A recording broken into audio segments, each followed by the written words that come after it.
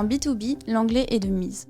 En B2C, il vaut tout de même mieux un site dans la langue maternelle de la région que vous visez.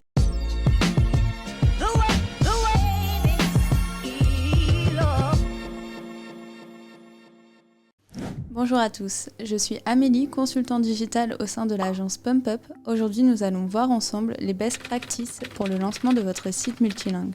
L'un des atouts du digital est de faciliter les échanges internationaux. Alors pourquoi ne pas tenter l'expérience à l'étranger vous aussi grâce à votre site internet? Seulement pour s'exporter à l'étranger, il faut un site accessible à tous. Traduire son site en plusieurs langues est donc la première étape indispensable pour votre stratégie export. Il existe différentes solutions pour traduire votre site internet. Vous pouvez vous lancer petit à petit ou viser très haut dès le départ. Tout dépend de vos capacités économiques ou de votre temps en interne. Traduire son site en anglais. Mis à part cas spécifique, l'anglais est le b.a.-ba lorsque l'on souhaite s'exporter à l'étranger. C'est la langue qui est comprise et parlée dans les 4 coins du monde. En B2B, l'anglais est de mise.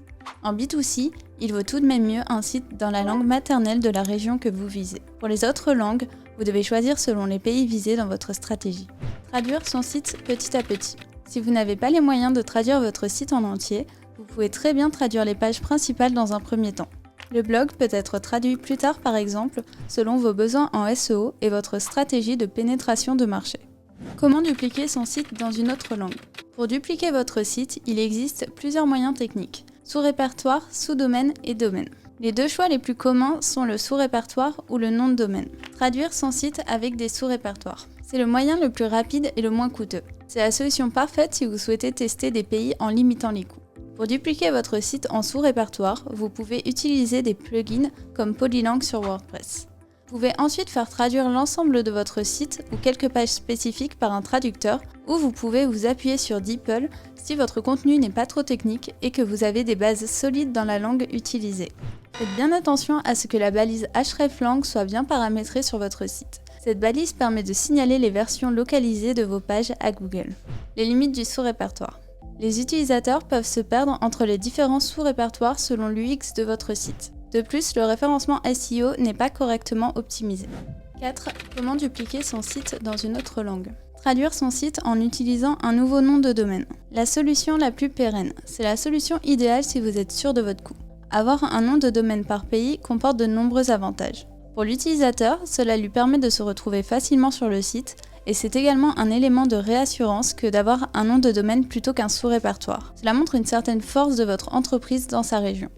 Pour vous, cela vous permet de développer sereinement votre référencement naturel et donc votre notoriété. Les limites du nom de domaine. Les limites du nom de domaine sont le coût.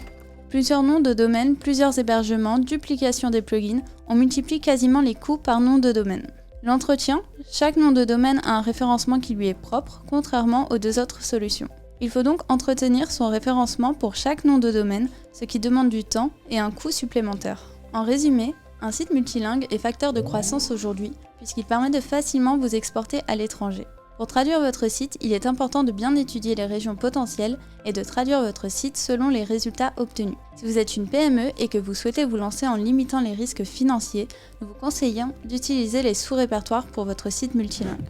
Merci d'avoir regardé cette vidéo. Si celle-ci vous a plu, n'hésitez pas à vous abonner à notre chaîne pour ne rien rater des prochaines. À bientôt!